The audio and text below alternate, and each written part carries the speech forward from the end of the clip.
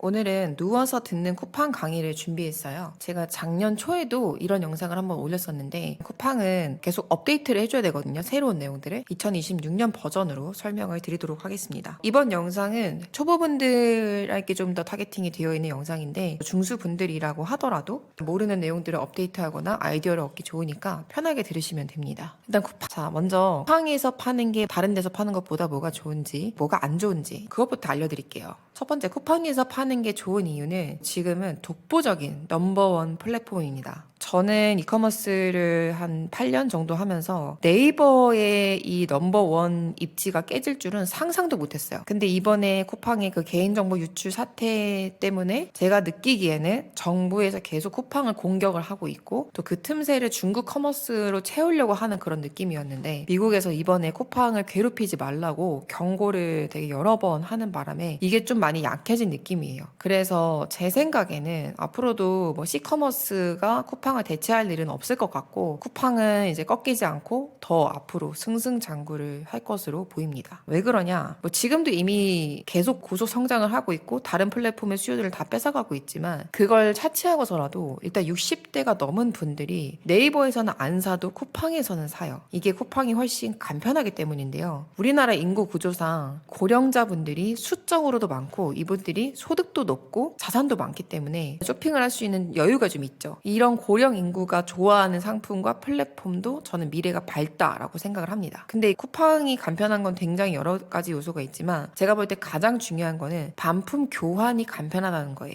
그렇기 때문에 이 콘텐츠 관여도가 적습니다. 즉 상세 페이지나 사진이 좀 전문가 같지 않아도 여기에서 엄청난 소구점을 주지 않아도 팔린다라는 거예요. 반품이 쉬우니까 일단 시켜서 실물을 보고 써보고 아니면 반품을 하면 되니까요.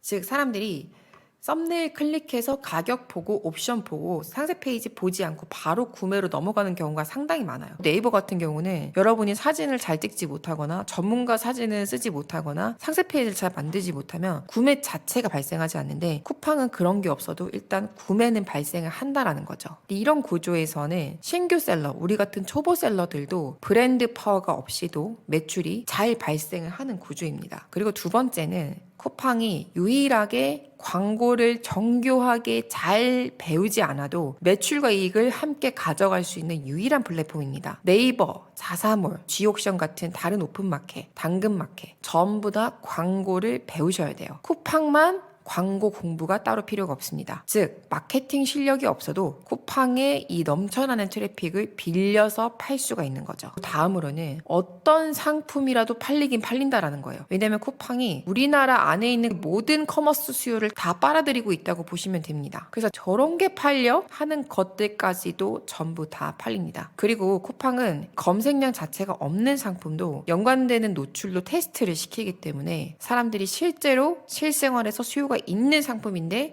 뭐 검색어에 걸리지 않는다거나 사람들이 안 팔고 있는 상품이다 라고 하더라도 일단은 팔리는 것 자체는 문제가 없다라고 보시면 됩니다. 자, 그러면 쿠팡에서 팔 때 안 좋은 점은 뭐냐? 첫 번째로 정산이 느리다. 정산이 주정산, 월정산 이렇게 나눠서 주거든요. 다른 플랫폼 같은 경우는 뭐 당근이야 당연히 당일날 바로 입금이 되는 거고 네이버는 한 일주일 안에 거의 입금이 된다고 보면 되고 대부분의 플랫폼이 뭐 1주, 2주 이 정도 안에 다 입금이 됩니다.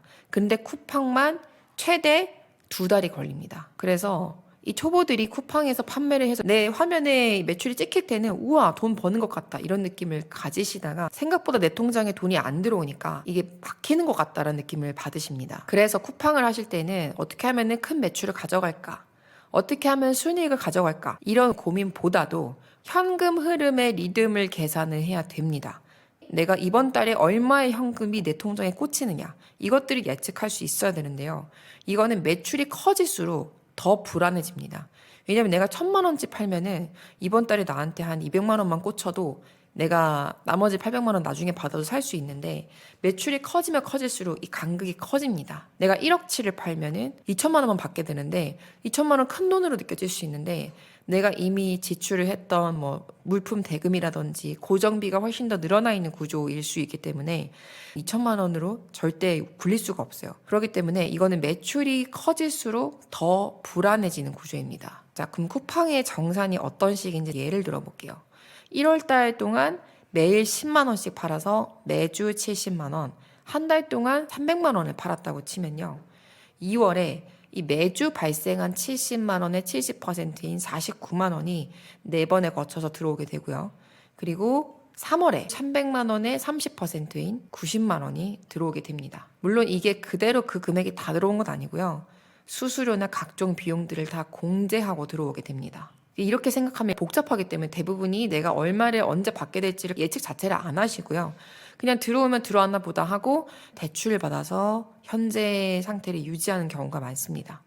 자, 두 번째는 앞에서 말씀드렸듯이 정말 안 팔린 상품은 거의 없거든요. 근데 안 남는 상품은 정말 많습니다. 그래서 팔린다와 돈을 번다를 분리해서 보셔야 됩니다. 세 번째로는 마진율 계산이 정말 어려워서 내가 돈을 실제로 남기고 있는지가 예측이 어렵습니다. 물론 크게 파시는 분들은 계산을 정확하게 하는 것이 가장 좋지만 뭐 작은 셀러분들 예를 들어서 나는 한 달에 한 30만 남겨도 돼, 50만 남겨도 돼 하시는 분들은 정확하게 예측하는 것도 좋지만 마진 구간 자체가 처음부터 충분한 상품을 소싱하시면 됩니다. 그러니까 뭐 다른 마켓에서 팔 때는 마진을 뭐 10%, 15% 잡고 팔잖아요.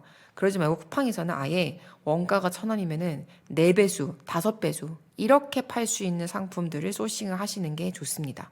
물론 4배수, 5배수를 찾기가 어려워요. 진짜 많이 양보해서도 3.5배수 이 정도까지는 마진이 남아야 된다. 물류비가 녹아있기 때문에 그 물류비가 2,000원, 3,000원, 4,000원 이 정도 하잖아요. 이 정도가 판매 가격에서 몇 퍼센트를 차지하냐에 따라서 가격이 낮은 상품들은 물류비 때문에 마진이 조금만 틀어져도 적자가 될 수 있고요. 판매 가격 자체가 높아서 마진율이 아니라 마진액 자체가 높은 상품의 경우에는 물류비가 깎아먹는 마진이 적기 때문에 좀 잘 못 팔아도 마진이 남을 수 있는 구조가 될 수 있습니다. 어쨌든 안 남는 상품이 많다는 거. 마진율 계산이 어렵다라는 거. 그래서 초보분들은 섬세하게 계산하기 힘들면 그냥 마진 구간이 최소 3.5배 이상 되는 상품을 소싱하시는 게 좋습니다. 이제 네이버 같은 경우는 미리미리 내가 얼마를 정산받을지가 좀 더 투명하게 공개가 되는 데 비해서 쿠팡은 뭐 수수료, 광고비, 그리고 물류비, 그리고 제일 중요한 반품비 이런 비용들이 내가 정산을 할 때쯤에 누적이 되는 경우가 많아요. 그래서 정확한 예측이 어렵다. 이것이 쿠팡 판매에서 단점입니다. 그 다음으로는 쿠팡 판매의 3가지 요소에 대해서 말씀을 드리겠습니다. 첫 번째 소싱, 두 번째 상품 세팅, 세 번째 광고입니다. 자, 이 라디오로만 들으니까 이거 막 적어야 되는 거 아닌가? 이 자료 화면이 필요한 거 아닌가 생각하실 수 있는데 그냥 여러 번 반복해서 그냥 간만 익히시면 돼요. 왜냐면 이 내용을 모두 안다고 해서 잘 파는 것도 아니고 이 내용을 모른다고 해서 못 파는 것도 아니고 다만 전체적으로 들어서 그냥 아 쿠팡이 이런 성격의 곳이구나를 감을 잡는 것만으로도 도움이 되기 때문에 그런 용도로 사용하시면 됩니다. 첫 번째 소싱. 소싱이 사실 가장 중요합니다. 소싱이 저는 80% 이상이라고 봐요. 소싱이라고 하는 게 뭐냐? 내가 무엇을 팔지를 정해서 그걸 실제로 구매하는 과정입니다. 예를 들어서 이런 리모컨을 팔려고 했다라고 하면은 이 리모컨을 팔아야지라고 결정하는 과정 플러스 이 리모컨을 실제로 사는 과정까지가 소싱입니다. 제가 지금 뒷부분에서 소싱을 어떤 상품을 해야 되느냐를 간략하게 얘기를 해드리겠지만 어쨌든 이 소싱이 80%다. 자, 두 번째는 상품을 세팅을 하는 겁니다. 내가 이거를 이렇게 샀어요. 그래서 재고로 집에 가지고 있어. 포장까지 완료를 했어. 그러면은 내가 이 가지고 있는 상품을 사람들에게 직접 보여줄 수가 없으니까 사람들이 자신의 쿠팡 어플이나 웹사이트에서 이 상품을 잘 볼 수 있도록 세팅을 하는 겁니다. 그래서 이 상품의 사진을 찍고 이 상품에 대한 기능적 설명, 이 상품이 다른 상품보다 뭐가 나은지 설명을 하는 그 상세 페이지라고 하는 것을 상품 페이지에 업로드를 하는 과정이 상품 세팅입니다. 이게 기본적인 상품 세팅이고요. 판매를 촉진하기 위해서는 여기에 세팅이 더 필요합니다. 대표적으로 후기와 가구매가 있습니다. 이 상품을 내가 한 번도 판 적이 없는데 어떻게 후기를 세팅해? 라고 생각하실 수 있는데요. 대부분의 판매자가 후기를 판매도 하기 전에 미리 세팅을 합니다. 가구매, 가짜 구매라는 과정을 통해서 후기를 세팅을 하고요. 이 가짜 구매라고 하는 것이 여러분들이 이제 소비자에서 처음 판매자로 넘어가는 과정에서는 거부감이 들 수 있어요. 왜냐면 내가 이제까지 봤던 후기는 그러면 다 가짜인 거야? 이렇게 생각이 드실 수 있으니까요. 근데 이 가짜 구매는 꼼수라고 하기보다는 쿠팡의 알고리즘을 이해한 전략의 영역이라고 보시면 돼요. 그리고 이 가짜 구매가 당연히 많다라는 거를 쿠팡도 알고 있지만 크게 제재하지 않는 이유는 이게 있어야지만 판매를 촉진할 수 있기 때문이에요. 왜냐면 쿠팡 입장에서도 네이버나 다른 플랫폼이랑 경쟁을 해야 되는데 쿠팡에서만 가구매를 너무 심하게 막아버리면 쿠팡이 네이버한테 밀릴 수가 있잖아요. 왜냐면 네이버에는 같은 상품의 후기가 1000개가 쌓여 있는데 쿠팡엔 1000개가 안 쌓여 있어. 그러면 쿠팡 입장에서는 불리하기 때문에 쿠팡도 알고는 있고 하지 말라고는 하지만 그거는 어디까지나 일정 수준의 정화 작업인 거지 아예 막는 건 아니에요. 뭐 수영장을 예로 들면은 수영장 물을 통째로 가는 일은 없어요. 당연히 갈면 당연히 좋겠다라고 우리들은 그렇게 생각은 하지만 현실적으로 그게 어렵기 때문에 계속 거르는 장치를 가지고 고체로 된 불순물을 거르고 세균이나 박테리아 같은 것들 기준치 이상으로 뭐 번식하지 못하도록 약품을 넣고 그리고 물을 갈 때에는 일부를 버리고 물을 새로 채워 넣는 형식으로 하는 거죠. 그러니까 쿠팡도 이 가구매에 대한 근절 자체를 수영장을 통째로 물갈이 한다는 느낌으로 하는 게 아니라 너무 남용되지 않는 수준으로는 제재를 가하지만 막 적극적으로 절대 하지 마라 하면은 무조건 영구 정지다 이런 수준은 아니라는 거죠. 그리고 원래는 쿠팡이 트래픽은 사용하지 않았어요. 트래픽이 뭐냐면 가짜 클릭을 만들어내는 거예요. 가 구매는 가짜로 구매를 만들어내는 거예요. 내가 예를 들어서 사람을 100명을 모아서 그 100명에게 내 상품의 URL을 주고 구매를 시키고 후기까지 작업을 하면 그 사람들한테 상품을 구매한 금액만큼을 현금으로 돌려주는 게 가구매예요.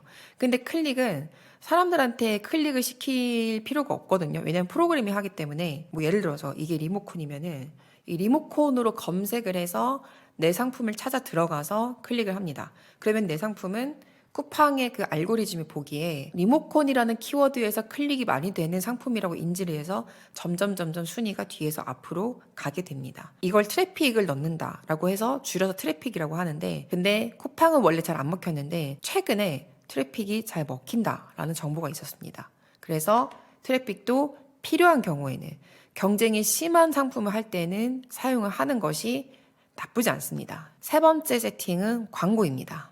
쿠팡에서는 광고를 쓰라고 많이 사람들한테 좀 유도를 하는 편이에요. 막 공짜 쿠폰도 주고 광고를 해야 된다. 왜냐하면 쿠팡이 그 광고 수익이 엄청나거든요. 대부분의 쿠팡 초보 강의에서도 광고를 쓰라고 가르칩니다. 하지만 제가 아는 쿠팡에서 정말 실제로 돈을 순이익을 남기는 분들은 광고만으로 팔진 않아요. 광고에 도움을 받긴 하지만 광고를 예를 들어서 초반에 펌핑을 하기 위해서 잠깐 쓰고 끈다든지 아니면 평소에 어떤 키워드로 내 상품을 구매하는지를 파악하기 위해서 키워드 파악의 용도로만 광고를 씁니다. 그분들은 예를 들어서 내가 하루에 100개를 판다라고 하면은 70개에서 80개, 많으면 90개까지도 광고를 태우지 않고 오로지 검색을 했을 때 내 상품이 상단에 떠서 팔리는 경우가 많고요. 광고에 의존한 구매는 한 10%에서 20, 30%이 정도 수준입니다. 그래서 여러분이 처음에 내가 이제 매출이 안 나서 불안해서 광고를 계속 써서 광고에 의존을 하는 구조로 가시는 순간 손실이 나기 쉬운 구조로 제 발로 걸어가게 된다라는 것입니다. 자, 그 다음에는 쿠팡의 판매 프로세스가 어떻게 되느냐입니다. 두 가지 판매 방법이 있는데요. 첫 번째는 로켓 그로스. 판매자 로켓이라고 되어 있는 주황색 배지입니다. 참고로 하늘색 배지, 로켓 배송은 쿠팡이 사입을 해서 쿠팡이 다 그 상품의 재고를 떠안고 파는 거고요. 주황색 판매자 로켓 배지는 여러분이 쿠팡 물류센터에 물건을 보내서 거기에서 쿠팡맨들이 입고, 출고, 배송, 반품 작업 등을 모두 처리하도록 하는 것입니다. 근데 로켓 배송이 더 좋아 보이잖아요. 로켓 배송은 왜냐면 나는 그냥 쿠팡에 납품만 하고 재고 비용을 그냥 쿠팡이 떠안으면 좋으니까. 그래서 로켓 배송을 하고 싶은 분들도 많은데 로켓 그로스에서 어느 정도의 판매량이 나와주면 로켓 배송 MD에게 이거 로켓 배송으로 넣지 않을래? 라고 제안을 할 수가 있습니다. 그리고 여러분이 정말 잘 팔면 로켓 배송 MD가 알아서 연락이 와서 로켓 배송을 설득을 해요. 자, 이 로켓 그로스, 판매자 로켓이 일반 판매와 구분이 되는 가장 큰 특징은 물류를 쿠팡이 다 해준다라는 거예요. 나는 상품을 구매하고 소싱을 하고 그거를 손님이 주문이 들어올 때마다 매일 택배를 보내는 게 아니라 내가 100개를 샀으면 그 100개를 한꺼번에 쿠팡 물류센터에 다 보내버려요. 그냥 포장만 되어 있는 상태로 보내요. 그러면 거기에서 택배 봉투 싸는 거, 쿠팡 택배 봉투 있잖아요. 그 연회색. 그거 싸서 그 배송을 어디로 할지 주소 입력하고 배송을 실제로 하는 것까지 전부 다 쿠팡맨들이 하게 되는 겁니다. 이렇게 팔면 장점은 소싱하고 그리고 상품이 잘 팔리는지 광고 관리하고 이것만 하면 끝이에요. 심지어 요즘에는 중국에서 소싱을 하는 경우에는 그러니까 중국에서 바로 로켓크로스 창고로 바로 보내줍니다. 나는 내가 팔 상품을 단 한 번도 확인하지 않고도 판매를 할 수가 있어요. 물론 샘플이나 상품을 검토하는 단계에서는 여러분이 그걸 시켜서 직접 써보셔야 되긴 하지만 그 과정만 끝나고 나면은 그 많은 물량들을 우리 집에 잠깐 보관했다가 택배로 보낼 필요가 없이 중국에서 바로 포장해서 바코드까지 다 붙여서 바로 나갈 수 있는 상태로 로켓 물류센터로 알아서 보내줍니다. 단점은 이렇게 팔 경우에 물류까지도 쿠팡이 알아서 해버리니까 내가 컨트롤할 수 있는 게 적어요. 이 일도 적지만 반대로 그만큼 컨트롤할 수 있는 것도 적기 때문에 마진을 남기기가 좀 까다롭고요. 반품이 많다라는 게 특징입니다. 반품이 많은 이유는 로켓 그로스로 파는 것들은 여러분들도 이제 구매자로서 겪어보셨겠지만 쿠팡에서 쿠팡 택배로 쿠팡맨들이 배송하는 것들은 30일 이내에 무료 반품이 가능하잖아요. 그래서 반품도 상당히 많을 수 있다라는 거. 그리고 두 번째가 일반 판매인데요. 일반 판매는 뭐냐? 쿠팡에서 판매자 로켓이나 로켓 배송 배지가 안 붙은 상품도 굉장히 많아요. 특히 과일이 많은데 그런 경우는 상단에 판매자 로켓이나 로켓 프레시 말고 그냥 일반 택배가 비중이 더 많을 때가 많아요. 그냥 일반 택배로 보내는 거거든요. 이런 경우는 스마트 스토어랑 똑같아요. 내가 재고를 보유하고 있다가 주문이 들어오면은 내가 택배를 보내주는 방식이에요. 여러분 집에서 보내셔도 되고요. 사무실에서 보내셔도 되고요. 또는 3PL이라고 해서 3자 물류, 즉 쿠팡 로켓에 입고하듯이 그 다른 그냥 민간 물류센터에 입고를 시켜서 내가 엑셀로 된 발주서만 넣으면 거기서 알아서 택배를 보내주는 방식입니다. 보관도 해주고요. 대부분의 강의가 로켓 그로스 강의다 보니까 이렇게 판매하는 경우가 잘 없다 보니까 이렇게 해도 돼요? 이렇게 하는 거 어렵지 않아요? 라고 생각하기 쉬운데요. 이 구조가 훨씬 더 마진 남기기는 쉽고 안전합니다. 왜냐하면 이렇게 파는 경우는 위탁 판매도 할 수 있기 때문이에요. 그런데 로켓 그로스는 내가 재고를 무조건 넣어야 되기 때문에 위탁 판매가 안 되죠. 그래서 마진을 개선하기도 쉽고 마진이 안 나올 때는 내가 컨트롤하기도 쉽고 반품도 그만큼 적은 편이에요. 단점은 내가 매일 택배를 보내야 되고요. 재고를 내가 보관해야 된다. 좀 귀찮다. 이것이 단점입니다. 그리고 아무래도 판매량도 이 로켓 배지가 붙은 것보다는 덜 팔리긴 해요. 그래서 그 단점을 보완한 세 번째, 제3의 판매 방법이 있습니다. 로켓 그로스와 일반 판매를 믹스하는 건데요. 자, 어떤 거냐? 여러분들 영양제 사실 때 이런 경우 많으셨을 거예요. 뭐 한 달치, 두 달치, 네 달치 이렇게 팔아서 옵션이 있는데요. 한 달치는 판매자 로켓으로 구매를 할 수 있어. 근데 예를 들어서 비타민이라고 하면은 비타민 한 알당 가격이 300원이야. 근데 그 밑에 두 달치, 네 달치 옵션이 있어요. 근데 그 두 달치 옵션은 한 알당 100원이야. 네 달치 옵션은 한 알당 50원이야.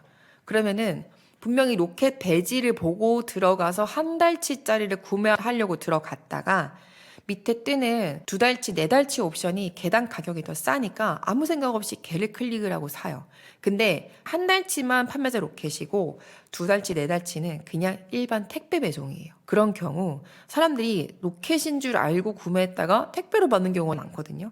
그런 식으로 세팅을 해도 됩니다. 물론 한 개짜리를 사는 분들은 판매자 로켓으로 나가겠지만 나머지 더 저렴한 옵션들을 내가 직접 보냄으로써 내가 좀 자율적으로 조율할 수 있다라는 게 장점인 거죠. 여기까지는 쿠팡의 구조를 말씀을 드렸고요. 이제는 내가 무슨 상품을 소싱해서 팔지 제가 생각하는 쿠팡에서의 소싱 규칙 세 가지가 있습니다. 첫 번째는 판매자 로켓의 경우 잘 팔리고 뭐 쉽고 편하고 다 좋은데요. 반품을 잘 하지 않는 상품으로 소싱하는 것이 가장 중요합니다. 모든 반품을 내가 막을 수는 없어요. 실수로 구매하거나 주소지를 잘못 입력한 경우도 있어요.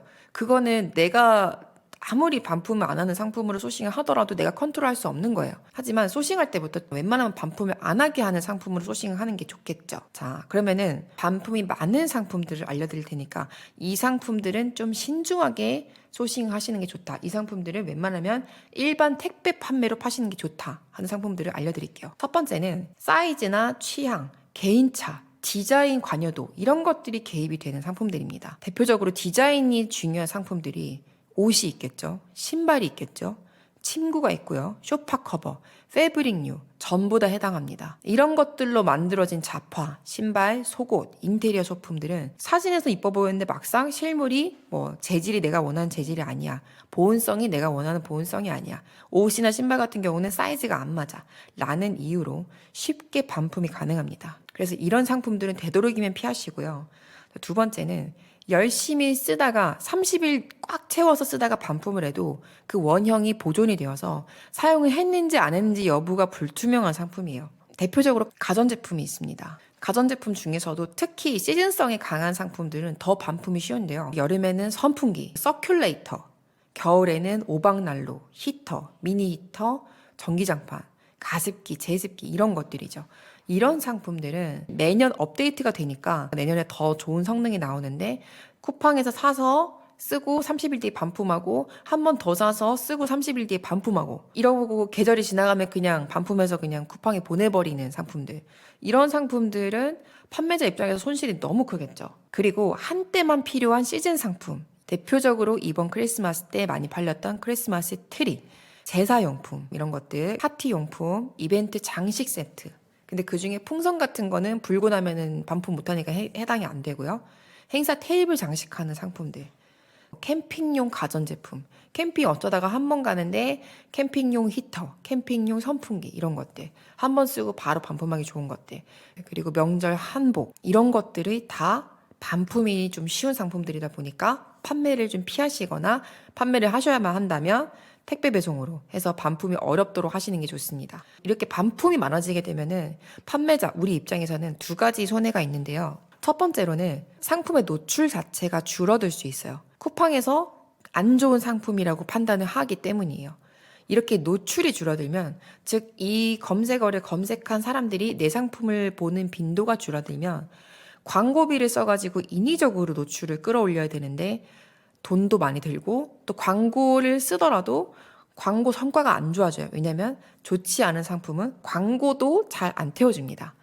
두 번째로는 반품이 많아지면은 너무 예측 가능한 거지만 반품 비용이 들게 됩니다. 그리고 반품 상품을 우리가 버릴 수가 없기 때문에 다시 재판매를 해야 되는데 쿠팡에 마침 재판매 옵션이 있어요. 상, 중, 하로 나눠가지고 등급을 나눠가지고 상태에 따라서 할인율을 추천을 해주면 그 할인율대로 팔게 해주거든요. 근데 이렇게 깎아서 팔면은 이미 마진을 다 깎아먹어서 적자인 경우도 많고, 그리고 할인을 해도 안 팔린 상품들도 많아요. 옷이나 신발 같은 경우는 사용감이 많기 때문에 아무리 싸도 안 사거든요. 이런 상품들은 판매자인 내가 다시 물류센터에서 그 상품들을 회수를 해가지고 재포장을 해서 팔아야 되는데, 여기서 문제가 일단 회수 비용이 많이 듭니다. 왜냐면 반품을 할 때는 내가 원래 넣었던 물류센터에다가 반품 물건을 넣어주는 게 아니라 근처나 또는 그냥 랜덤한 물류센터에다 흩어져 있기 때문이에요. 그래서 전국에 있는 물류센터에 재고가 한 개씩, 두 개씩 흩어져 있는데 일일이 그 센터 하나당 택배비 한 건을 내어가면서 내가 한 곳으로 모아서 받아야 되고요. 내가 모아서 받는데 걸리는 시간도 A 물류센터는 되게 빨리 주는데 BC 물류센터는 막 2, 3주 뒤에 주기도 해요. 그래서 그 시간 자체도 많이 소모가 되는데, 예를 들어서 겨울옷이라고 해봐요. 반품 회수하는 동안 시간 다 가서 올겨울에 못 팔아요. 이런 게 많아지면 많아질수록 손실이 늘어나서 결국 여러분의 마진을 깎아먹게 됩니다. 그래서 되도록이면 반품이 없는 상품으로 소싱하시는 게 좋고요. 두 번째는 틈새 상품을 소싱을 하는 겁니다. 이 영상 자체가 초보분들, 쿠팡을 안 해보신 분들을 대상으로 하는 영상이니까 틈새 상품 소싱이 되는데요. 당연히 돈을 많이 벌고 싶은 대형 셀러분들은 해당이 안 되는 내용입니다. 자, 틈새 상품이라고 하면은 월 매출 3억, 5억, 10억 이렇게 많이 하시는 분들이 관심이 없는 영역이에요. 들어가면 돈은 벌겠지만 그렇게 소소한 돈, 이분들한테 소소하다라는 건 기준이 월 버는 돈 한 100, 200? 상품 하나당 100, 200 정도 벌린 상품 난 안 해. 나는 같은 노력이면 1000, 2000을 버는 상품을 할래. 이런 분들이거든요. 근데 이런 사람들이 관심이 없는 검색량이 적은 상품. 그 검색량이 어느 정도 돼야 되냐면 아이템 스카우트라는 사이트가 있어요. 거기에서 월 검색량을 찾아볼 수가 있는데요. 검색량이 200에서 500 이런 거 위주로 찾으시면 됩니다. 근데 뭐 꼭 진짜 500이 안 된다라고 해서 막 550 이런 걸 찾지 말라는 게 아니라요. 기준은 제가 그냥 임의로 정한 거고, 당연히 근데 600, 700도 되는데 600, 700으로 갈수록 경쟁이 좀 많고 그럴수록 난이도가 조금씩 올라갈 수 있다는 거. 근데 검색량이 적은 상품일수록 사실 구매 의도가 명확한 경우가 많아요. 그래서 검색량이 적은 상품들은 사실 마진을 안정적으로 남기기는 좋은 경우가 많습니다. 뭐 제사용품, 기도용품 중에서는 쓰고 바로 반품 가능한 것보다는 쓰고 없어지는 것들이 좋겠죠. 제수용품 중에 나무로 된 것들은 닦아서 다시 반품할 수 있지만 식탁에 까는 종이라든지 초라든지 이런 것들은 태워서 없애잖아요. 이런 것들은 반품이 잘 안 되겠죠. 또는 어떤 풍수와 관련된 소품들. 예를 들어서 연초니까 뭐 연초에 이렇게 현관문에 다는 뭐 입춘 대길 이런 글자들, 액마기 명태, 특정 연령대, 특정 취미를 타겟한 상품, 다도용 차 도구, 화방용품, 화방이 이제 그림 그리는 거죠. 서해용, 희귀 반려동물 용품, 강아지 고양이 용품이 아니라 새 관련된 거, 또는 파충류 키우시는 분들, 고슴도치 키우시는 분들, 뭐 오리 키우시는 분들, 이런 희귀한 반려동물 용품이나 희귀 식물 관련 용품. 제가 방금 예시를 들은 거는 제가 이 상품을 쿠팡에서 검토를 하고 알려드리는 게 아니기 때문에 그대로 그냥 십체가 말했다라고 해서 소싱하시면 안 돼요. 또 어떤 게 있냐? 특정 직업이나 특정한 어떤 업장 전용 아이템이에요. 식당, 미용실, 마사지샵, 병원, 학원, 여러분 주변에 상가에 있는 그런 사장님들이 그 업장에 보관하거나 쓰거나 갖다 놓거나 손님들이 쓰기 위해서 살 것 같은 물건들. 이런 것들이 생각이 잘 안 나시면 숨고에 가서 이 숨고의 고수들의 카테고리가 있거든요. 이런 카테고리를 잘 살펴보면은 직업이 다 나오는데요. 그 직업이 어떤 아이템들이 필요할지, 쿠팡에 소싱하고 싶은데 어떤 걸 넣으면 좋을지를 AI와 상담을 해보고 검색을 해보고 쿠팡에 찾아보고 해보시면 됩니다. 자, 소싱 규칙 세 번째. 판매 가격대를 설정을 잘해야 됩니다. 다른 플랫폼에 비해서 쿠팡에서의 가장 차이점은 물류비가 있고 반품이 있다는 거예요. 예를 들어서 내가 10,000원짜리를 판다라고 했을 때 다른 상품 같은 경우는 판매 금액에 배송비를 내가 설정할 수 있어요. 3,000원 설정하고 5만 원 이상 구매 시 무료 배송. 이렇게 설정을 따로 하기 때문에 물류비가 내 판매 금액에 녹아있는 경우가 없잖아요. 근데 쿠팡은 판매 가격에 물류비가 녹아 있어야 돼요. 근데 그걸 고려한 가격을 가지고서 남들과 경쟁하는 거예요. 내 12,900원에 팔면은 물류비가 녹인 가격이 12,900원인 거죠. 그런데 이 물류비만 있는 게 아니라 반품률이 5%라고 가정했을 때 그 반품으로 인한 비용까지도 미리 생각을 하는 게 좋아요. 그리고 쿠팡은 한 번씩 이 물류비 체계를 바꾸거든요. 그래서 물류비가 대체로 올라요. 오르기 때문에 이런 물류비의 상승이 마진을 많이 좌우하게 되면은 이런 상품을 소싱하면은 안 되는 건 아닌데 초보분들한테는 위험합니다. 물류비가 당장 2,500원에서 2,700원으로 올랐을 때 내가 파는 판매 가격이 7,000원이다. 라고 하면은 7,000원 판매가 기준으로는 물류비가 300원만 올라도 5 가까이 오른 거거든요. 그러니까 마진이 5% 깎이는 거예요. 근데 예를 들어서 내가 7만 원짜리를 판다라고 했을 때는 물류비가 300원이 올라도 그 수준이기 때문에 별로 타격이 안 가겠죠. 물론 싼 걸 사는 게 내가 처음에 지출하는 돈이 작기 때문에 쉽게 느껴지지만 실제로 마진율 자체를 보장받기가 어렵기 때문에 판매가 기준 10,000원 이하는 추천하지 않고요. 오히려 좀 열심히 소싱해서 아예 5만 원 이상 고가 상품을 소싱하는 것이 대체적으로 더 쉬울 확률이 높을 수 있으니 한번 고려를 해 보셔라 라는 겁니다. 자, 이렇게까지 해서 소싱까지 완료를 했다라고 하면 그 다음에는 운영을 하시면서 적용하시면 좋은 3가지 꿀팁이 있어요. 첫 번째는 아까도 말씀드렸듯이 유상 광고, 즉 쿠팡 광고 의존도를 낮춰야 됩니다.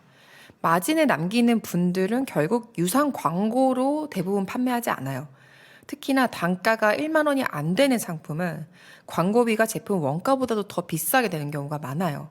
예를 들어서 판매가가 10,000원짜리인데 원가가 3,000원인데 광고비가 3,500원이야. 이런 경우가 진짜 많다니까요. 전체 판매량이 100이라고 치면은 이 중에 한 20 정도만 광고로 팔고 나머지는 광고로 쓰지 않고 판다라고 생각하셔야 됩니다. 그러려면은 내가 판매하기 위한 키워드의 검색 상태를 보고 그리고 내가 광고를 안 쓰고도 10위 안에 진입할 수 있는지를 미리 검토를 해야겠죠.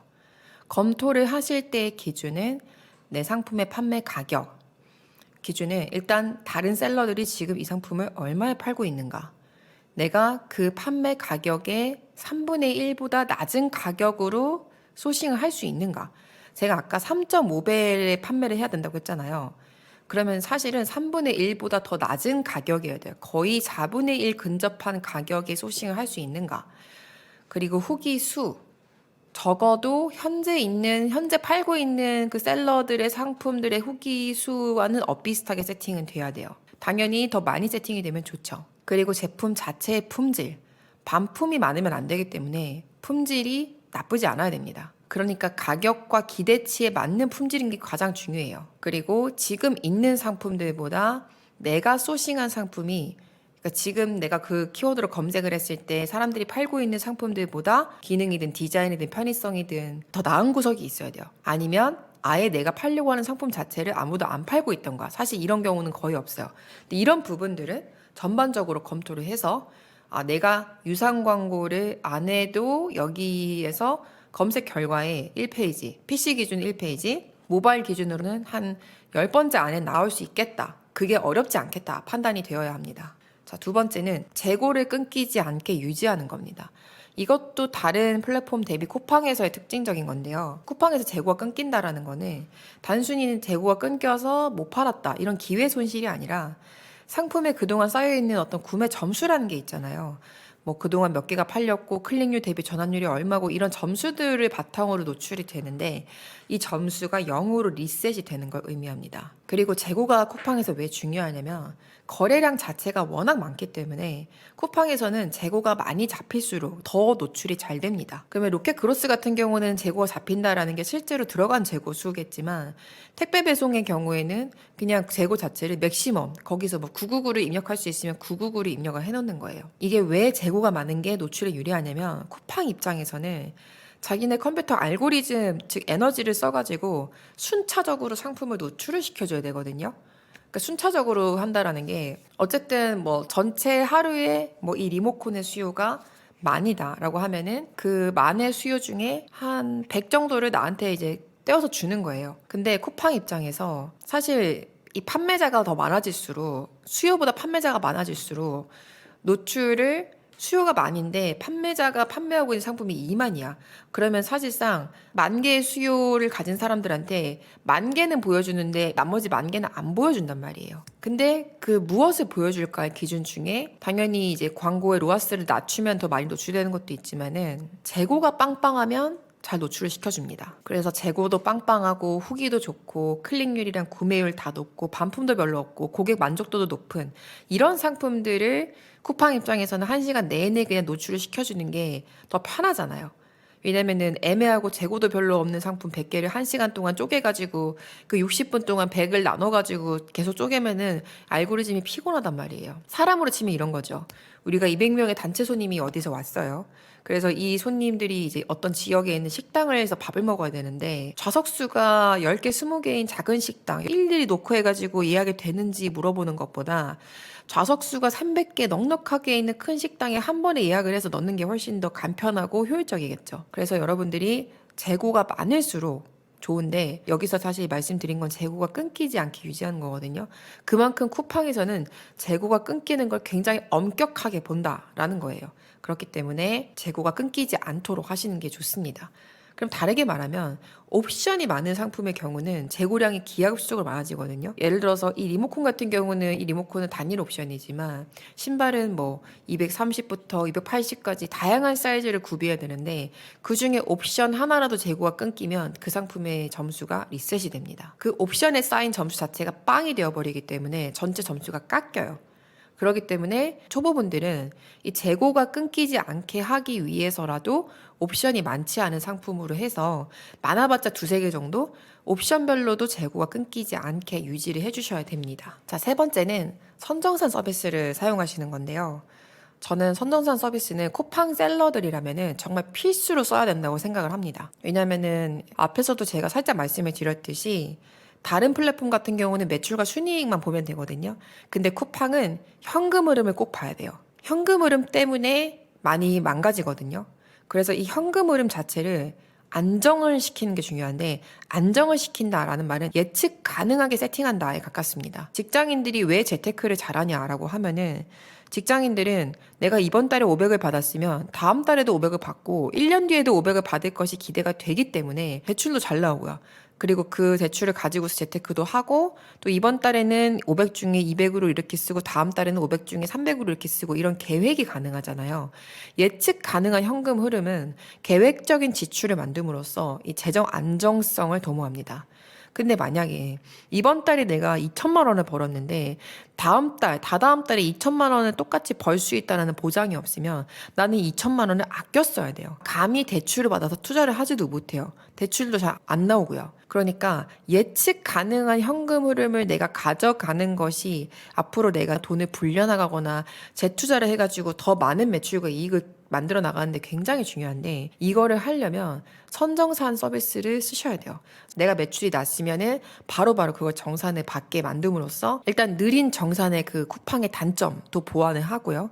또 그냥 이번 달에 얼마가 들어올지를 예측을 함으로써 재무 계획을 계속 세울 수가 있는 거죠. 매출은 당연히 쿠팡이 알아서 내주는 거고, 결국 판매자 입장에서 내가 신경을 써야 되는 거는 현금이라고 생각을 하는데, 현금이 빠르게 돌게 하는 것이 쿠팡을 하면서도 함정에 빠지지 않는 핵심입니다. 선정산이 뭐냐면, 내가 이번 달에 1억치 매출을 냈어요. 그러면은 최종적으로 내가 이 매출을 낸 것에서 내가 뭐 광고비랑 물류비랑 빼고 정산을 받아야 될 돈이 1,000만 원이에요. 그 1,000만 원을 다 회수를 하게 되는 시점이 2달 뒤란 말이에요. 그럼 2달 뒤에 받을 거를 예측을 이미 해서 선정산 서비스에서 바로 미리 입금을 시켜주는 거예요. 너무 좋죠. 근데 수수료는 있어요. 수수료가 있는데, 수수료가 있다고 해서 여러분들이 대출이랑 비슷하다고 생각하실 수 있는데, 사실 선정산은 금융상품이 아니에요. 신용불량자라고 해서 한도가 안 나오는 게 아니고요. 내가 이 선정산을 쓴다고 해서 내 신용 점수가 깎이는 게 아니에요. 어차피 쿠팡이 가지고 있어야 할 돈을 선정산 서비스 회사에서 대신 빨리 빼주는 거예요. 대표적인 선정산 서비스가 2가지가 있는데, 쿠팡에서 직접 운영하는 셀러 월렛이라는 서비스랑, 그다음에 선정산 서비스 1등이 올라라는 업체가 있어요. 이 2가지 업체가 제가 볼 때는 가장 괜찮아서 2가지를 비교를 하자면, 일단 셀러 월렛은 쿠팡에서 직접 제공하는 건데 수수료율이 낮은 게 장점입니다. 한 0.3% 정도 돼요. 근데 단점이 있습니다. 이게 선정산이긴 한데 쿠팡에 내야 되는 물류비는 빼고 선정산이 된다는 점. 그리고 가입한 날짜 기준으로 어제치의 판매건에 대해서만 정산이 가능하다는 점이에요. 예를 들어서 내가 쿠팡에서 판매를 시작한 지 2주가 넘어서 가입을 하면 2주치, 그동안 2주치 판매한 거에 대해서 모두 정산을 받는 게 아니라 가입 전날 매출부터 선정산이 가능하다는 점입니다. 그리고 올라는 사실 이게 선정사 업계에서 독보적인 1등이고 사실 대부분의 셀러분들이 올라를 써요. 근데 단점은 수수료율이 셀러 월렛보다는 높다는 거예요. 하지만 올라 같은 경우는 쿠팡에 내야 되는 물류비까지도 모두 일단 선정산으로 빼줘요. 그리고 제일 중요한 거는 가입한 날짜 기준으로 밀린 정산금을 한 번에 다 받을 수 있다는 것이 장점입니다. 근데 제가 아까 말씀드렸잖아요. 쿠팡은 매출과 순이익률도 물론 보지만 가장 중요한 거는 현금 흐름이 빠르게 트이는 거라고요. 왜냐면은 쿠팡 같은 경우는 하나 팔면은 매출이 잘 나니까 계속 다음 상품들을 소싱을 하게 되고, 또 잘 팔리면은 재고를 주문해야 되니까 또 계속 소싱을 해야 된단 말이에요. 그러니까 쿠팡은 현금 흐름을 컨트롤하는 것이 굉장히 중요한데, 당장 내가 묶여있는 돈이 1,000만 원인데 어제 판매된 70만 원에 대해서만 선정산이 되면은 묶여있는 돈을 내가 다 받을 때까지는 최대 2달까지 걸리다 보니까 결국은 선정산의 의미가 없어지는 거죠. 그래서 정리를 하자면, 만약에 현금이 충분히 많아가지고 굳이 내가 좀 돈이 묶이더라도 크게 상관이 없다 하시는 분들은 셀러 월렛을 쓰시면 되고, 그리고 현금이 넉넉치 않아서 현금 회전이 빠르게 숨통이 트이는 게 필요하다라고 하시면은 올라를 쓰시면 됩니다. 자, 여기에서 초보분들이 들으시면 좋은 꿀팁 하나를 더 알려드릴게요. 사실 이거는 제가 제일 처음 말씀드리게 되는 건데요. 이 선정산 업체인 올라에서 쿠팡 초보 셀러분들을 도와서 상생하자라는 차원에서 초기 성장 지원 제도라는 것을 시작을 했습니다.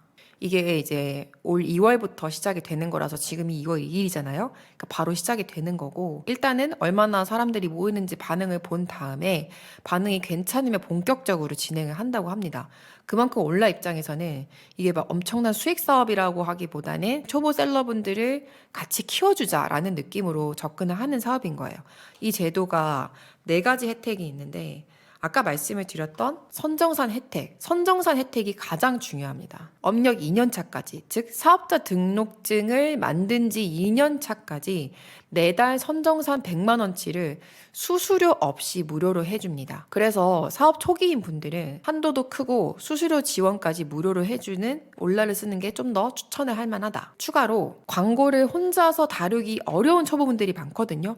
물론 쿠팡 광고가 다른 플랫폼의 광고 대비 쉬운 건 맞지만 그래도 적어도 광고를 끄고 켜고 키워드 점검해서 스크리닝 해내야 되고 로아스 조절 정도는 해야 돼요. 근데 이것조차도 모르시는 분들을 위해서 광고 코치 세이비가 붙습니다. 그래서 이제 여러분이 키워드를 상품별로 계정 연동을 해 놓으시면 뭐 광고를 어떻게 해라, 로아스를 낮춰라, 높여라, 광고를 켜라, 뭐 이런 알림이 실시간으로 오게 됩니다. 근데 이게 여러분이 매번 그 어플을 들어가서 해야 되는 게 아니라 이 어플을 끄고 있어도 광고 보고서를 카톡으로 아침 저녁으로 받을 수 있어요. 그리고 거기서 바로 어떻게 하라는 코칭 내용이 있기 때문에 이 알림대로만 여러분이 쿠팡 이제 어드민 들어가가지고 조율을 해주시면은 광고 효율이 좋아집니다. 그리고 쿠팡의 거의 모든 셀러들은 그 키워드를 발라내는 작업을 하거든요. 왜냐하면 불필요한 키워드로 내 상품에 유입이 돼서 광고비를 갉아먹는 경우가 많아요. 그래서 이 작업을 보통은 일주일에 한 번씩 하게 되는데 이거 초보분들 중에 까먹고 안 하시거나 어떤 키워드를 발라내야 되는지 몰라서 안 하시거나 그냥 귀찮아서 안 하시는 분들 되게 많은데요. 이거를 자동으로 다 알아서 해줍니다. 그래서 광고 운영을 어떻게 해야 되는지 모르는 초보분들한테 완전 꿀이에요. 그리고 여기에다가 정산 달력, 언제 정산이 된다는 달력도 제공이 되고 상품 마진을 분석하는 툴도 무료로 제공이 됩니다. 자, 다음에 기타 꿀팁. 또 이 외에도 여러분이 가져가시면 좋은 꿀팁을 또 풀어드릴 건데요. 일단은 시즌 상품도 쿠팡에서 굉장히 반응이 괜찮은 편이에요. 물론 그만큼 위험하기도 합니다. 약간 제가 볼 때는 도박 같기도 한데요. 이 시즌 상품이 워낙 도박성이 짙다 보니까 여기에서 고매출, 고이익이 많이 나와서 이쪽으로 강의가 되게 많아요. 근데 저는 초보분들도 시즌 상품을 하는 건 나쁘지 않다라고 보거든요. 왜냐면 시즌 상품이 거의 유일하게 쿠팡에서 로켓 배송으로 입고를 안 시켜요. 왜냐면 쿠팡 입장에서는 1년에 한 번, 한두 달 반짝 팔리는 건데, 그때 팔기 위해서 그 나머지 10개월을 재고로 가지고 있는 게 그렇게 굳이 가질 필요가 없잖아요. 그래서 대부분 판매자 로켓의 격전지입니다. 시즌 상품이라고 하면은 겨울에는 방한용품, 여름에는 뭐 야외 물놀이 용품, 야영 캠핑 용품, 여행 용품 이런 것들이 되겠죠. 그래서 이런 상품들은 보통은 이제 그 상품의 수요가 가장 많이 올라오는 날짜보다 한 4개월, 5개월 전부터 준비를 합니다. 준비를 해가지고 입고는 한두 달 전에, 그러니까 그 피크가 오는 한두 달 전에 먼저 입고를 시켜놓고요. 그 전에 뭐 가구매라든지 트래픽이라든지 광고를 태워서 실제 구매를 일으킨다든지 하는 세팅을 해 놓습니다. 이거는 어떻게 보면은 하면 좋은데 안 해도 크게 상관이 없는 거라서 그냥 말씀을 드리고요. 두 번째는 케이스 인증과 같은 어떤 상품 소싱에 있어서의 허들이 한두 단계 있으면 유리합니다. 케이스 인증은 보통은 외국에서 들여오는 상품의 경우 전자제품, 전파 인증 뭐 이런 것들 받아야 되는 거고요. 그다음에 유아동 상품의 경우 케이스 인증 필수입니다. 그래서 이쪽으로 케이스 인증이 필요한 상품군으로 가면은 판매자가 급감해요, 급감. 근데 뭐 하나 여기서 불편한 진실을 알려드리면 전자제품들은 거의 다 케이스 인증을 하긴 하는데 유아동 용품은 케이스 인증 안 한 셀러들도 쿠팡에는 상당히 많긴 합니다. 그냥 누군가가 신고를 했을 때 상품을 내리는 정도인 거지 이것 자체에 대해서 쿠팡에서 엄청나게 불이익을 주거나 하는 건 아니기 때문에 그래서 약간 케이스 인증 안 한 판매자들이 좀 많다. 그래서 그거를 아는 판매자들은 그냥 케이스 인증 안 하고 파는데 여러분들도 한번 나중에 보세요. 뭐 전자제품이나 유아동 용품 봤을 때 케이스 인증 했다라고 상품에 얘기하지 않는 경우는 거의 99%안 했다라고 보시면 돼요. 자, 네 번째는 구매 대행을 통한 아이템 발굴. 만약에 내가 진짜 온라인 셀링이 처음이고 진짜 어떤 아이템을 해야 될지 감도 안 잡힌다라고 하시면은 저는 쿠팡 셀링도 좋지만 쿠팡 셀링을 잘 하기 위해서 구매 대행을 먼저 해보시는 걸 추천드립니다. 왜냐면 구매 대행을 하면은 막 하루에 상품을 막 5천, 막 1,000개, 2,000개씩 막 계속 업로드를 하거든요. 그렇게 하다가 갑자기 하나 둘씩 팔리는 게 나오고 팔리는 것들은 계속 팔려요. 그래서 내가 모르는 약간 진짜 수요를 알 수 있는 지뢰를 심어 놓는 것 같아요. 내가 알 수가 없는 상품인데 잘 팔리는 것들을 발굴할 수 있는 거죠. 대표적으로 작년에 구매 대행 수업에서 어떤 분이 그 업소형 소스통인데 왜 우리 식당 가면은 뭐 식초, 간장, 케찹 이런 거 넣어놓는 소스통 있잖아요. 그 소스통인데 그냥 평범한 소스통은 진짜 많고 다이소에도 많은데 대용량 소스통이 있어요. 그러니까 뭐 거의 1리터 넘는 그런 대용량 소스통은 잘 안 팔거든요. 근데 그게 구매 대행으로 많이 팔린 거예요. 근데 로켓을 검색해 보니까 판매자 로켓 판매자가 한두 명밖에 없었어요. 근데 걔네가 그 소신 가격이 한 200원인데 개당 하나나 두 개를 묶어가지고 뭐 7,900원에 팔고 있는 거예요. 그런 케이스들. 이런 케이스들을 찾으면 아무래도 내가 소싱을 할 때 아이디어가 필요가 없습니다. 사실 대부분의 틈새 상품들이 구매 대행을 통해서 발굴이 되기 때문에 초보분들이고 내가 좀 시간을 투자할 용의가 있다라고 하시면은 구매 대행부터 시작을 하시고 그리고 거기서 발굴된 아이템을 로켓 그로스로 넣어서 판매하는 것이 선순환 사이클이 될 수 있는 방법이겠습니다. 자, 제가 준비한 내용들은 여기까지인데요. 제가 사실 쿠팡 강의를 하는 사람이 아니다 보니까 조금 더 중립적인 입장에서 말씀을 드린 게 있어요. 그래도 아무래도 전문성의 측면에서는 저보다 쿠팡 판매를 잘 하시는 분들이 훨씬 많지만 중립적인 정보가 필요하신 초보분들이 계시면 저한테 댓글이나 아니면 10억 채널 카톡으로 문의를 주시면 제가 답을 드리도록 하겠습니다. 오늘 내용 여기까지고요. 또 다음 주 10억 채널 라디오에서 여러분에게 더 유익한 내용을 찾아뵙겠습니다. 감사합니다.